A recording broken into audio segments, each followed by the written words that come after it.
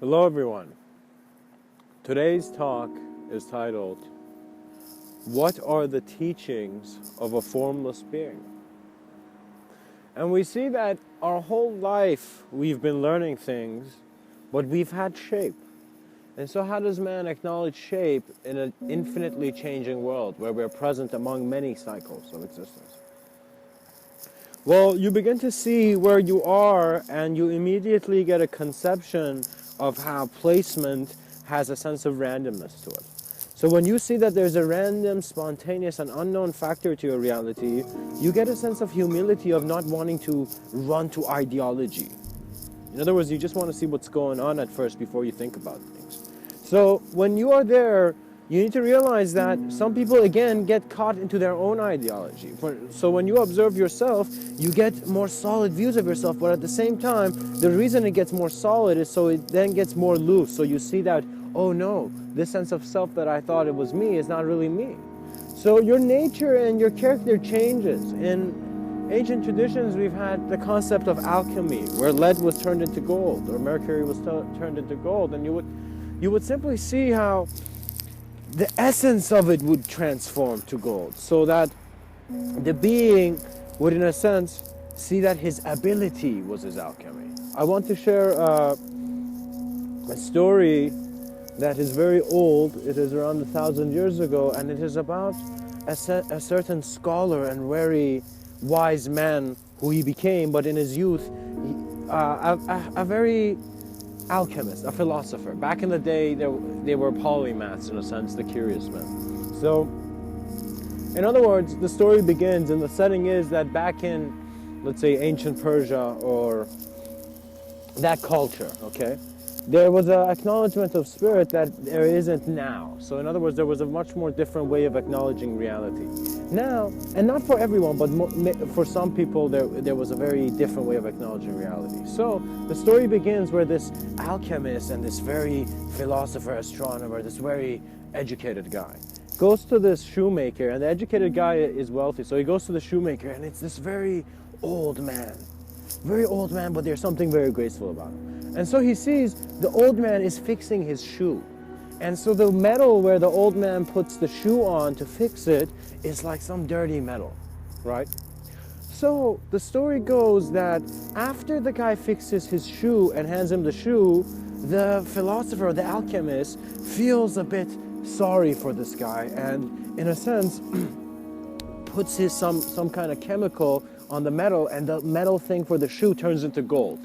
And once it turns into gold, he tells the old guy, sell this and you'll have a much more abundant life. He is confronted in a way he has never been before. And so the old guy speaks in a way as if he is the elder of any conception. And he tells the man that, why did you change it? Why did you change it? Change it back. And the philosopher and the astronomer and this educated man doesn't know what to say. And he's like, you don't understand. I can only change it to gold. And there's only very few people can do this. And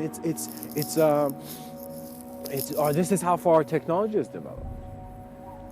And the old man sighs, and in an instant where reality became more fluid, he touches that metal object for the shoe, and it turns back into the color it was. And so this philosopher falls to his knees in shock and bewilderment, and he says, how do you do this? You know? And so the man does not answer, and there's a profound silence there where this educated man discovers a different sense of education, where true alchemy is existential alchemy, where your state of being is transforming, your self-awareness is transforming.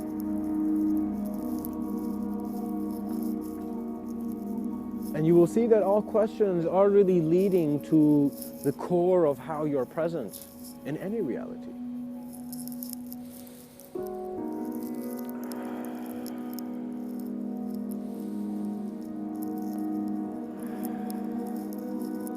Some think that to surrender, in a sense, means that you are vulnerable, and in your vulnerability, you are closer to death.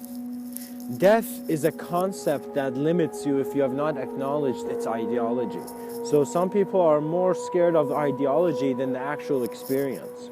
And what that means is that before I go on a roller coaster, if I'm afraid of heights, I'll make it as if I'm walking into the worst part of the jungle. But it's actually not. It's a simple experience. So because we don't have experience, we assume what our experience would be in certain circumstances, and that limits us. We want that assumption to reduce and in a sense change and transform into an intuitive knowing, where you're no longer thinking, but in other words, you're so observant to thought, to emotion, that a shift in your emotion suddenly tells you what's happening. So at times, sometimes my intuition, the way I feel it works is that it's like you're aware of presence regardless of image. So in other words, I'm acknowledging, for example, someone standing in front of me, but the presence is a different way of knowing. It's as if I'm not knowing it horizontally, it's vertically coming. So what that means is that the observance is different.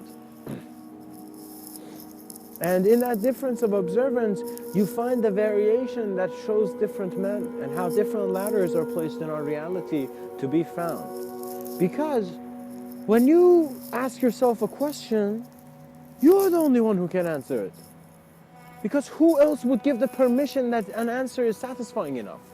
So if you ask me and some part of you feels that you can't trust me, and I tell you, yeah man, the direction to the place you want to go is that way, you will not even allow yourself to conceive my voice in your reality. So you need a sense of mindfulness to ideology to then in a sense step out of that heavy gear.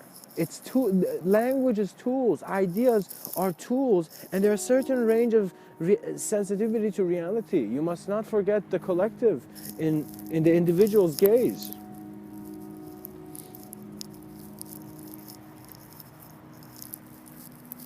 And in carrying forth your moment like a beacon, you will see that it is your sense of expanded vision that lets you see every stem on the leaf having a meaning of giving it shape.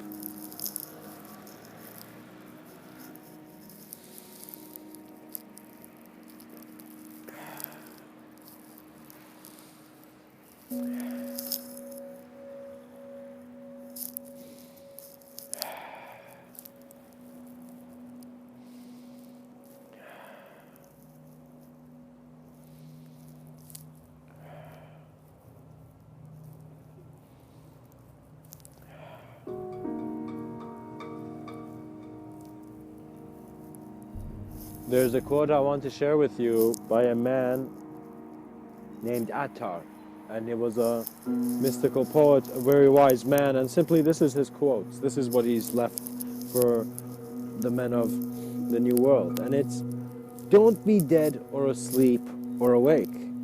Don't be anything. What you most want, what you travel around wishing to find. Lose yourself as lovers lose themselves, and you'll be that. And so it's a sense of dissolution through great existential compassion for duality that you dissolve into that one sense of observance, which in a sense is the wings of the plane being completely checked and ready for flight. Because we are a navigation of the present moment into whatever our awareness feels is proper to flow towards. So life's rhythm and nature is still working through you. You are growing naturally within the light of your awareness. And so your self-awareness is simply how you water yourself. And again, it gives you a more able acknowledgement of the present moment, where from the present moment, then through a sense of selfless and emptiness of an awareness of the clarity of your mind, you then begin working with reality. So you want to have an existential clarity before you look at things that are of a different nature, of a different design. And so different ways of viewing the present reality is also different designs. So an aspect of multidimensionality begins with just how you're observing the present moment. Then it initiates through your own sense of emptiness and dissolution beyond the sense of space and time into a new consideration of space and time based on your knowing. So in other words, how well you know yourself in the rooms that you are suggests how well you would navigate through the house. However, know that this house is your home. And so within your home, your objective is to utilize your comfort and to see what your next project is, what your next big projection is, what is your next engagement and involvement in life. And be playful, because then life will be playful with you. Your multidimensionality will be introduced to you through your sense of playfulness and sincerity and ability to just not be a fool, but have the honesty of the fool. To simply just have faith in that life is taking you to the experiences you need to then be activated in the way that you're required to. And then you will see truly the emanation that you are. You must create your value within yourself to then see you, once it's taken off, you have eternal value.